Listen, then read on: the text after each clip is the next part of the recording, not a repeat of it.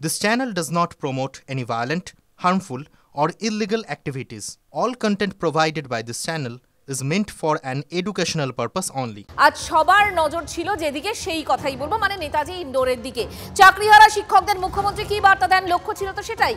মুখ্যমন্ত্রী বার্তা দিলেন, কি সেই বার্তা? যারা পাকা চাকরি হারিয়েছেন তাদের স্কুলে গিয়ে ভলান্টিয়ার শিক্ষক হতে বলেছেন মুখ্যমন্ত্রী। বলেছেন পুষিয়ে দেবেন। এতে কি আদৌ সন্তুষ্ট চাকরিহারা শিক্ষকরা? পুলিশের কাজে সিভিক ভলান্টিয়ার জানিয়ে বিতর্কের ঢেউ দেখেছে বাংলা। এবার কি শিক্ষকের জায়গায় স্কুলেও ভলান্টিয়ার? নেতাজি ইন্ডোরের সভায় মুখ্যমন্ত্রী মমতা বন্দ্যোপাধ্যায়ের প্রস্তাব ঘিরে জোর বিতর্ক। প্রথমে হাইকোর্টের ডিভিশন বেঞ্চ ও পরে সুপ্রিম কোর্টের রায় বলেছে নতুন নিয়োগ পরীক্ষার ব্যবস্থা করতে হবে। ততদিন কি হবে? মুখ্যমন্ত্রী প্রথমে বলেছেন, আপনাদের তো কেউ চাকরি টার্মিনেট করেনি এখনো পর্যন্ত, করেছে কি? কোনো নোটিশ পেয়েছেন? এরপরই আবার বলেছেন, আপনারা বাচ্চাদের পড়াবেন না, আপনারা স্কুলগুলোতে ক্লাস করবেন না। তখন যদি সুপ্রিম ভলেন্টারিলি সার্ভিস কিন্তু সবাই দিতে পারে, সেখানে কিন্তু আটকাবার কোনো জায়গা নেই। আপনারা সার্ভিসে যান, ভলেন্টারিলি সার্ভিস করুন। পাকা চাকরি খুইয়ে ভলান্টিয়ার শিক্ষক? চাকরিহারারা স্বেচ্ছাশ্রম দিলে স্কুল না হয় বাঁচবে, কিন্তু চাকরিহারাদের সংসার বাঁচবে কিভাবে? মুখ্যমন্ত্রীর আশ্বাস, 2 মাস সাফার করলে 20 বছর সাফার করতে হবে না, আর ওই 2 মাসও পুষিয়ে দেবো, এবং আপনাদের চাকরি ব্রেক হবে না। কিভাবে পুষিয়ে দেবেন তা অবশ্য স্পষ্ট করেননি মুখ্যমন্ত্রী। শিক্ষা দফতরও কোনো ব্যাখ্যা দিতে পারেনি। মুখ্যমন্ত্রী শুধু বলেছেন আইন বাঁচিয়ে এই বন্দোবস্ত। কেন বলছি? কোর্ট আমায় বলতে পারে আমি বাতিল করলাম, তুমি ওদের কেন যেতে বলছো? আমি যেতে বলছি এই কারণে যে যে কেউ সার্ভিস দিতে পারে ফর হিউম্যানিটি, তাদের সার্ভিস কেউ করতে পারে না। ব্যাখ্যা স্পষ্ট না পেয়ে নেতাজি ইন্ডোরেই ক্ষোভে ফেটে পড়লেন চাকরিহারারা। কোন শিক্ষক মহল ভলান্টিয়ার টিচার হতে রাজি নন, কারণ আমরা পরীক্ষা দিয়ে নিজের যোগ্যতা দিয়ে চাকরিটা পেয়েছি। শুধুমাত্র আমাদের টাকার বিষয় নাই, আমাদের সম্মানের বিষয় এখানে জড়িয়ে আছে, কারণ আমরা চোর অপবাদ নিয়ে রাস্তায় বেরোতে পারবো না। ভলান্টারি সার্ভিস আমরা গ্রহণ করব না। কোথায় সব বেতনে আমরা আমাদের সার্ভিস ফেরত চাই, এটাই আমাদের দাবি। শ্রমিক ছাড়া আমরা করতে পারবো না। কেন পার্মানেন্ট চাকরি করতে হয়, কেন ভলান্টিয়ার হয়ে যাব? মুখ্যমন্ত্রীর সভার পর বিন্দুমাত্র সমাধানের পথ খোলেনি, দাবি বেশিরভাগ চাকরিহারাদেরই। সুন্দর ধোঁয়াশার মধ্যে আছি, বুঝেই উঠতে পারছি না কি ঘটে গেল। ভলান্টিয়ারি সার্ভিস দিতে আপনার তো অসুবিধা নেই, 2 মাস পরে আমরা পুষিয়ে দেবো আপনাদের। আমাদের কি আদৌ আমরা বহাল রইলাম? আমাদের নেক্সট প্ল্যান কি? যদিও মুখ্যমন্ত্রী বলছেন আমাদের plan A ready, B ready, C ready, D ready and E ready. কতটা তৈরি? সত্যিই তৈরি? দ্রুত প্রতিফলন দেখতে চাইছেন চাকরিহারারা। সুমন, সুজয় ও সায়ন্তর রিপোর্ট, TV9 বাংলা। লম্বা দীর্ঘ সময় হাইকোর্ট থেকে সুপ্রিম কোর্ট বারবার এসএসসির কাছে যোগ্য অযোগ্য আলাদা তালিকা চেয়েছে আদালত। যে তথ্য মিলেছে তাতে সন্তুষ্ট হতে না পেরেই প্যানেল বাতিলের নির্দেশ দিয়েছে সুপ্রিম কোর্ট। অথচ এবার সুপ্রিম কোর্টের কাছেই যোগ্য অযোগ্যর তালিকা চাইলেন মুখ্যমন্ত্রী, জানিয়ে জোর তরজা। এসবের মধ্যে জরুরি প্রশ্ন একটাই, যোগ্য অযোগ্য কি আলাদা করা সম্ভব? প্রাক্তন বিচারপতি অভিজিৎ গঙ্গোপাধ্যায় বলছেন সম্ভব। প্রায় 26,000 স্কুল শিক্ষকের চাকরি বাতিল। কেন বাতিল? চাল ও কাকর আলাদা করতে পারেনি স্কুল সার্ভিস কমিশন, তাই ঢাকি সমেত বিসর্জনের পথেই হেঁটেছে আদালত। কি হতে পারে সমাধান সূত্র? সুপ্রিম কোর্টের কাছেই যোগ্য অযোগ্যদের তালিকা চাইলেন মুখ্যমন্ত্রী মমতা বন্দ্যোপাধ্যায়। সুপ্রিম কোর্ট কেসটা নিয়ে ক্ল্যারিফাই করে বলুন, কারা যোগ্য কারা যোগ্য নয়, আমাদের হাতে লিস্টটা তুলে দিন। এমন কথা শুনেই অগ্নি শর্মা চাকরিহারারা। পরীক্ষা দিয়েছি, আমরা তো এসএসসি তে পরীক্ষা দিয়েছি, তাহলে যে যোগ্য কে অযোগ্য সেটা এসএসসি জানে। নিয়োগকারী সংস্থা হচ্ছে এসএসসি কে দিতে হবে যোগ্য অযোগ্য লিস্ট। সেটা ললিপপ ধরাচ্ছে, যোগ্য অযোগ্য লিস্ট এসএসসি দিবে, সুপ্রিম কোর্ট দিবে। মূর্খতার কোশ্চেন করা হয়ে গেল। যোগ্য অযোগ্য কি আলাদা করা সম্ভব? চাকরিহারাদের আশার আলো দেখাচ্ছেন প্রাক্তন বিচারপতি তথা বিজেপি সাংসদ অভিজিৎ গঙ্গোপাধ্যায়। উপায় অবশ্যই আছে। যোগ্য অযোগ্য কিভাবে আলাদা করা সম্ভব? হার্ড ডিস্কের সমাধান সূত্র, বলছেন প্রাক্তন বিচারপতি। এই সিবিআই যে মাদার ডেস্ক উদ্ধার করেছে সেটা স্কুল সার্ভিস কমিশনের কাছে আছে, সম্ভবত সুপ্রিম কোর্টের কাছেও আছে। তো সেটা স্কুল সার্ভিস কমিশন প্রকাশ করে দিক না। একটা প্রশ্ন যে তাহলেই তো ওয়েমার শিটগুলো পাবলিশ হয়ে যায়।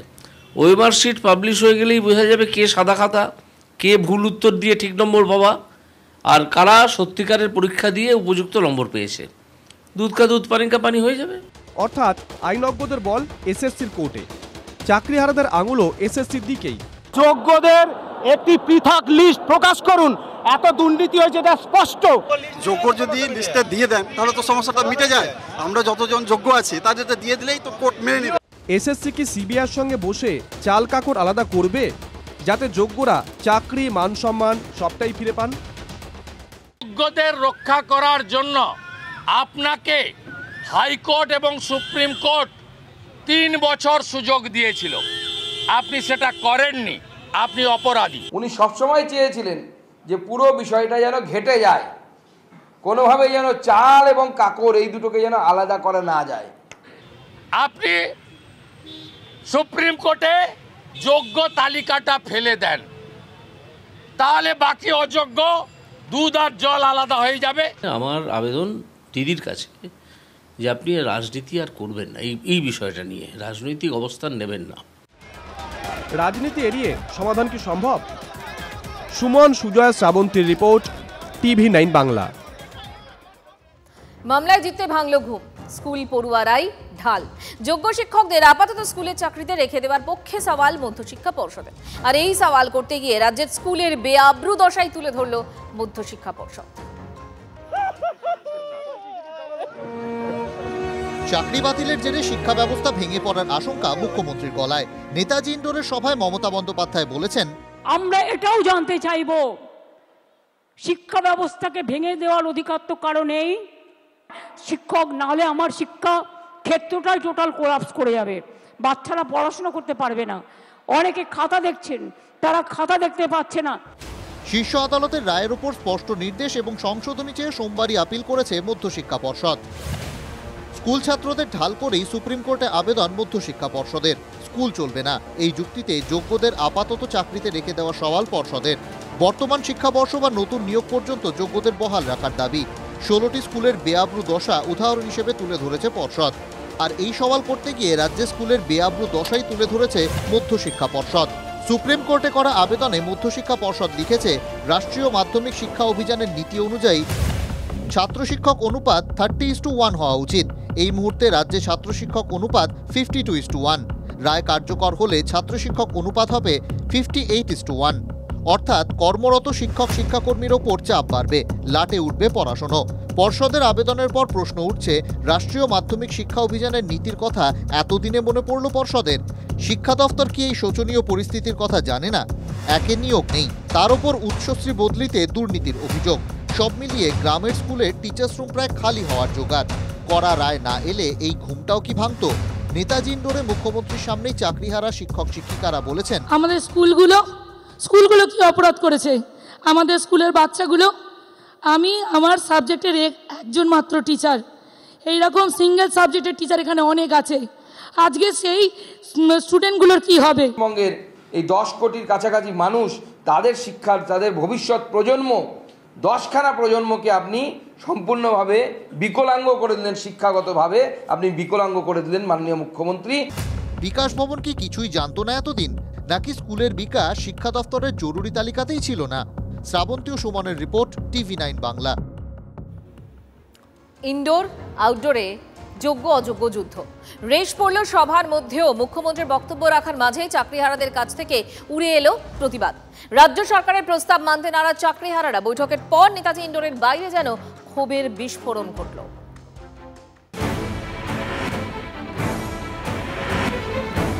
ললিপপ ধরাচ্ছে, যোগ্য অযোগ্য লিস্ট এসএসসি দিবে। উনি তো মূর্খের মতো কথা বলছেন, উনি আজীবন মূর্খের মতো কথা বলে যাবেন।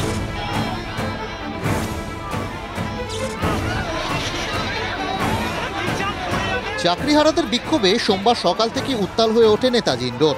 বিক্ষোভ টানটান উত্তেজনার মাঝেই এদিন নেতাজি ইন্ডোরে পৌঁছন মুখ্যমন্ত্রী মমতা বন্দ্যোপাধ্যায়। টানটান উত্তেজনার মধ্যেই চাকরিহারাদের সঙ্গে তার বৈঠক শুরু। আবুল বাশা, সুবোধ সরকাররা বক্তব্য রাখার সময় দর্শক আসন থেকে দাবি ওঠে অন্যরা নন, মুখ্যমন্ত্রী বক্তব্য রাখুন। এরপরই বক্তব্য রাখেন মমতা বন্দ্যোপাধ্যায়। কিন্তু তিনি বক্তব্য রাখার কিছুক্ষণের মধ্যেই দর্শক আসনে বসে থাকা চাকরিহারাদের মধ্যে ক্ষোভ বিক্ষোভ শুরু হয়। পুলিশও পরিস্থিতি সামাল দিতে হিমশিম খেয়ে যায়। পরিস্থিতি এমন জায়গায় পৌঁছয় একসময় মমতা বন্দ্যোপাধ্যায়কে বক্তব্য থামিয়ে দিতে হয়। শুনুন, যাদের ভালো লাগবে না তারা নিজেদের জায়গা মতো থাকতে পারেন, আমার কোনো অসুবিধে নেই। বাট যেটা দরকারি সেটা আমার বলতে হবে। আমার কথা আমি সারাক্ষণ গালাগালি খাবো আর আমার কথা আমি কাউকে বলতে পারবো না। ভাই বোনেরা আমার, তা কি হয়? যার ইচ্ছে থাকবেন, যার ইচ্ছে শুনবেন, যার ইচ্ছে গ্রহণ করবেন, যার ইচ্ছে বর্জন করবেন। গণতান্ত্রিক অধিকার সবার আছে। বক্তব্য রাখাকালীনই এক ব্যক্তি অ্যাপ্লিকেশন জমা দিয়ে মুখ্যমন্ত্রীকে কিছু বলার চেষ্টা করেন। পাল্টা তাকে প্রশ্ন করেন মমতা। দাঁড়াও, তুমি কি অযোগ্য লিস্টে আছো? তুমি যোগ্য না অযোগ্য লিস্টে? তো যোগ্যদেরটা তো বলে দেওয়া হয়েছে, আবার কি? We have said everything, I think it is clear. গায়ের জোরে ফোর্সফুলি তর্ক করে কিছু হয় না, ভালোবাসার দ্বারা যেটা হয়। কি ব্যাপার, কি ব্যাপার? ওটা তো আমি আইনের ব্যাখ্যা বললাম।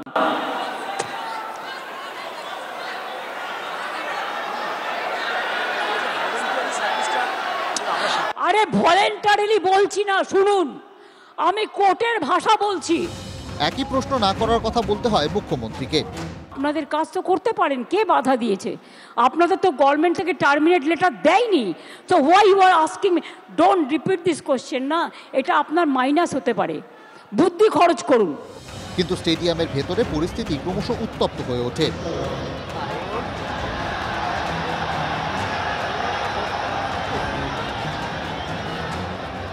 মমতা স্টেডিয়াম ছাড়ার পর হট্টগোল আরও বেড়ে যায়। যোগ্য অযোগ্যদের তালিকা কি সুপ্রিম কোর্ট দেবে? প্রশ্ন তুলেছেন চাকরিহারারা। বলছেন যোগ্য অযোগ্য লিস্ট আমি সুপ্রিম কোর্ট থেকে আনতে যাবো, তো এসএসসি কে দিয়ে যোগ্য অযোগ্য লিস্ট বানিয়ে দিক সুপ্রিম কোর্টে। নিয়োগকারী সংস্থা হচ্ছে এসএসসি, এসএসসি কে দিতে হবে যোগ্য অযোগ্য লিস্ট। যোগ্য অযোগ্য লিস্ট এসএসসি দিবে, সুপ্রিম কোর্ট দিবে? মূর্খতার কোশ্চিন করাই গেলা। এই এত এত ছেলেপেলে থেকে রাস্তায় দাঁড় করিয়েছে, ড্রাইভার কে নিবে? ইএমআই আছে, তার ছোট ছোট বাচ্চা আছে, কি করবে? ক্ল্যারিফিকেশন চাইছে মনে সিলেকশন প্রসেস। এই সিলেকশন প্রসেসটার মাধ্যমে কি বোঝাতে চাইছেন? প্রসেসটা কিভাবে হবে? আমরা পরীক্ষা কেন দেব? আমরা প্রসেসের মধ্যে যেতে চাই না। আপনি যোগ্যদের কথা বলছেন, একজনের চাকরি যেতে দেব না মানে পরীক্ষার কথা আসবে না। চাকরি হারিয়ে স্বেচ্ছায় সেবা দেওয়ার কথায় আগুনে যেন ঘি পড়ে। তবে এটা যদি আক্ষরিক অর্থে পালন করতে হয়, ভলেন্টারি সার্ভিস, আমরা এই ভলেন্টারি সার্ভিস নিতে চাই না। আমরা ওই অসম্মানের জায়গা নিজেদের দেখতে চাই না। এখন উনি বলছেন ভলেন্টারি রিটায়ারমেন্ট, যদি উনি রিভিউ পিটিশন করার পরে আবার নেগেটিভ হয় তাহলে সেই ক্ষেত্রে আমরা কি করব? আমরা মানে কোনো আশার আলো দেখতে পেলেন না? আমরা কোথাও মানে সেভাবে পরিষ্কার কিছু আমরা বুঝতে পারছি না এখনো পর্যন্ত। তিনি সিভিক আমার হাতে আছে, তাতে আমাদেরকে পুষিয়ে দেবো। আমরা কিন্তু পুষিয়ে কিছু চাই না, আমরা অতিরিক্ত কিছু চাই না। আমরা যে সম্মান, যে পদে আছি সেটাই আমরা থাকবো। ভলেন্টিয়ার হিসাবে যেতে চাই না বলেই তো এসছি। কেন একটা যোগ্য চাকরি পাতে হয়, কেন পার্মানেন্ট চাকরি পাতে হয়, কেন ভলেন্টিয়ার হয়ে যাব?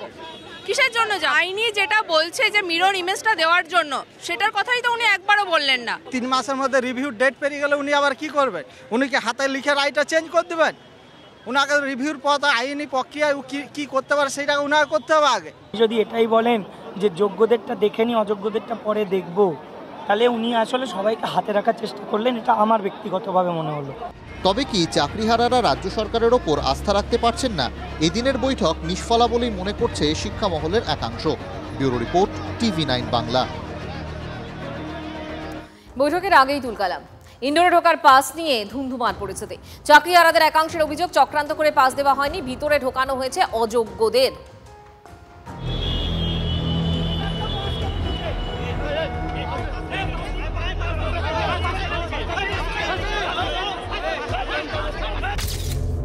সোমবার নেতাজি ইন্ডোরে মুখ্যমন্ত্রী চাকরিহারাদের বৈঠক তখনও শুরু হয়নি। তার আগে ধুমধুমার কাণ্ড। নেতাজি ইন্ডোরে ঢোকার পাস নিয়ে রীতিমতো হাতাহাতি। মনে তো হচ্ছে পাশেও দুর্নীতি হচ্ছে, তো হাতে পাস আছে, ভেরিফাইড লিডারদের দ্বারা পাস, কিন্তু দেখুন এই তো না, ওইগুলো ওদের তৃণমূল শিক্ষা সেল যারা আছে, তৃণমূল শিক্ষা সেলের লোকেরা ঢুকে যাচ্ছে। ক্যান্ডিডেটদের পাওয়া যাচ্ছে তার ভেতরে ঢুকে পড়েছে, তারা অলরেডি জায়গা নিয়ে বসে আছে, আর আমরা যারা যোগ্য ক্যান্ডিডেট পাস নিয়ে রাস্তা রাস্তায় ঘুরে বেড়াচ্ছি। সুপ্রিম কোর্টের রায় রাজ্যের প্রায় 26,000 শিক্ষকের চাকরি চলে যাওয়ার পরে যোগ্য প্রার্থীদের নিয়ে সভার আয়োজন করা হয়েছিল নেতাজি ইন্ডোর স্টেডিয়ামে। সেই সভায় আমন্ত্রণ জানানো হয় মুখ্যমন্ত্রী মমতা বন্দ্যোপাধ্যায়কে। শনিবারই মুখ্যমন্ত্রী জানিয়ে দেন তিনি সভায় যাবেন। ফলে সভায় কারা থাকতে পারবেন না তা নিয়ে শুরু হয়ে যায় রাজনীতির অঙ্ক কষা। সভায় ঢোকার গেট পাস দেওয়ার উদ্যোগ নেয় ডিপ্রাইভড টিচার্স অ্যাসোসিয়েশন। তাদের নামেই তৈরি হয় গেট পাস, যা বিলি করা হয় যোগ্য শিক্ষক শিক্ষিকা অধিকার মঞ্চ নামে একটি সংগঠনের মাধ্যমে। এই সংগঠনের সদস্যরাই রবিবার সন্ধ্যে থেকে শহীদ মিনার চত্বরে অবস্থানে বসেন। অভিযোগ, ভোর রাতে হঠাৎ সেখানে গিয়ে পাস ছিনিয়ে নেওয়ার চেষ্টা করেন কয়েকজন অযোগ্য শিক্ষক। অভিযোগ, সেই অযোগ্যরাই সোমবার সকাল থেকে নেতাজি ইন্ডোরের সামনে জড়ো হন। শহীদ মিনার থেকে যোগ্যদের মিছিল বাবুঘাট চত্বরে পৌঁছতেই মুখোমুখি হয়ে যায় দুপক্ষ। পাস নিয়ে কাড়াকাড়ি শুরু হয়ে যায়। অসুস্থ হয়ে পড়েন 3 জন।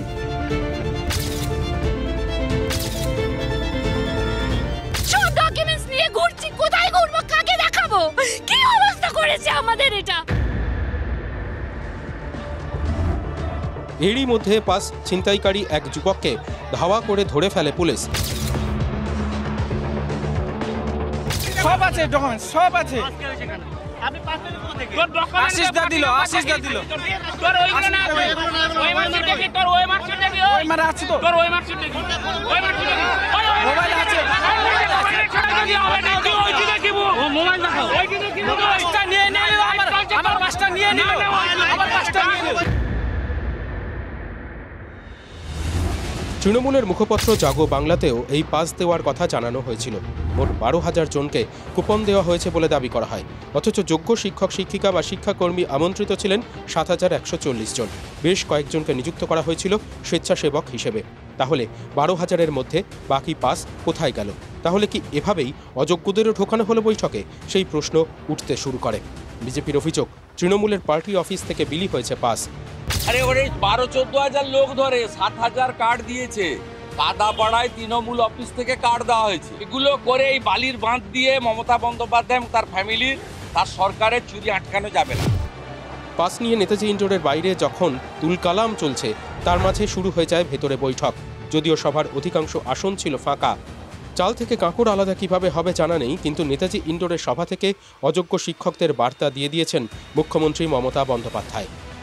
আগে ফার্স্ট ফেজ যোগ্যদেরটা রক্ষা করা, সেকেন্ড ফেজ কাকে অযোগ্য বলেছে, কেন বলেছে, কি কারণে বলেছে, কোন এজেন্সি তদন্ত করেছে, কি কি কাগজপত্র আছে, টোটালটা দেখব।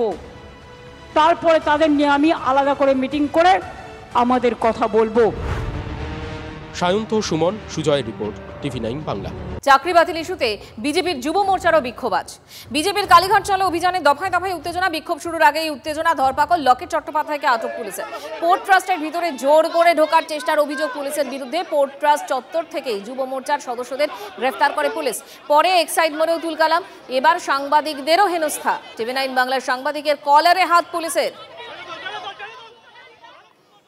26,000 চাকরি বাতিল, সেই চাকরি বাতিলের প্রেক্ষিতে কালীঘাট চলোর ডাক এবং সেই অভিযানকে ঘিরে বিজেপি কর্মী সমর্থকরা এক্সাইড মোড়ে জড়ো হওয়ার ডাক দিয়েছিলেন। সেই এক্সাইড মোড়ে একের পর এক নাটকীয় মুহূর্ত। শ্যামাপ্রসাদ মুখার্জি গেস্ট হাউস, তার ভেতরে পুলিশের প্রিজন ভ্যান ঢুকিয়ে ধরপাকড় হয়। লকেট চ্যাটার্জি আসেন, সেখানে এক নাটকীয় মুহূর্ত তৈরি হয়, ধস্তাধস্তি, কথা কাটাকাটি। এবং তারপর নামি ব্র্যান্ডের যে মল রয়েছে, যে স্টোর রয়েছে, শপিং জামাকাপড়ের স্টোর, সেখানে ভেতরে বিজেপি কর্মী সমর্থকরা ঢুকে পড়েছিলেন। পুলিশের তরফে সেখানেও দীর্ঘক্ষণ পুলিশের তরফে সেখানে তাক করে রাখা হয়।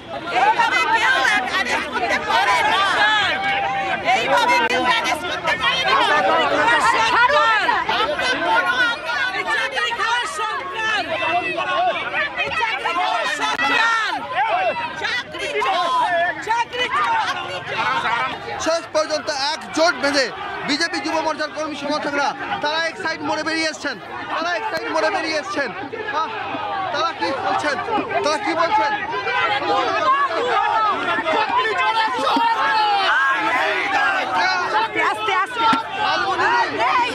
আস্তে আস্তে মহিলা করম করতে নেই।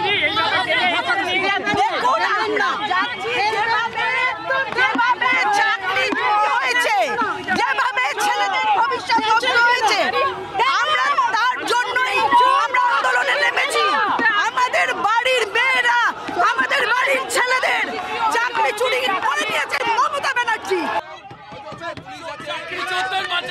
জায়গাটা পুলিশ আমাদেরকে অ্যারেস্ট করতে এসছে। যারা চাকরি চোর তাদেরকে বাঁচানো, দেখুন দলদাস পুলিশ পোর্ট গেস্ট হাউসের মধ্যে থেকে আমাদেরকে অ্যারেস্ট করতে এসছে। এই চটিচাটা পুলিশ, এই দলদাস পুলিশ পশ্চিমবাংলার ভবিষ্যৎকে অন্ধকার করে দিচ্ছে। বিজেপি নেত্রী লকেট চট্টোপাধ্যায় যে কথা বলছিলেন যে পুলিশ, তাদের বক্তব্য হচ্ছে যে যখন অযোগ্যরা চাকরি পান সেক্ষেত্রে পুলিশ সক্রিয় হয় না। এইভাবে যখন বিজেপি যুব মোর্চা কর্মসূচি নিয়েছে তখন বিজেপি যুব মোর্চার কর্মী সমর্থকদের পোর্ট ট্রাস্টের গেস্ট হাউসের ভেতর থেকে তাদেরকে প্রিজন ভ্যানে তুলে নিয়ে যাওয়া হচ্ছে। লকেট চট্টোপাধ্যায় এক্সাইড মোড়ে হাজির হলে প্রথমে তার সঙ্গে কথা কাটাকাটি এবং পরে তাকে কার্যত বল প্রয়োগ করে প্রিজন ভ্যানে তোলা হয়। ক্যামেরায় মাখন পাত্রের সঙ্গে সৌরভ দত্ত,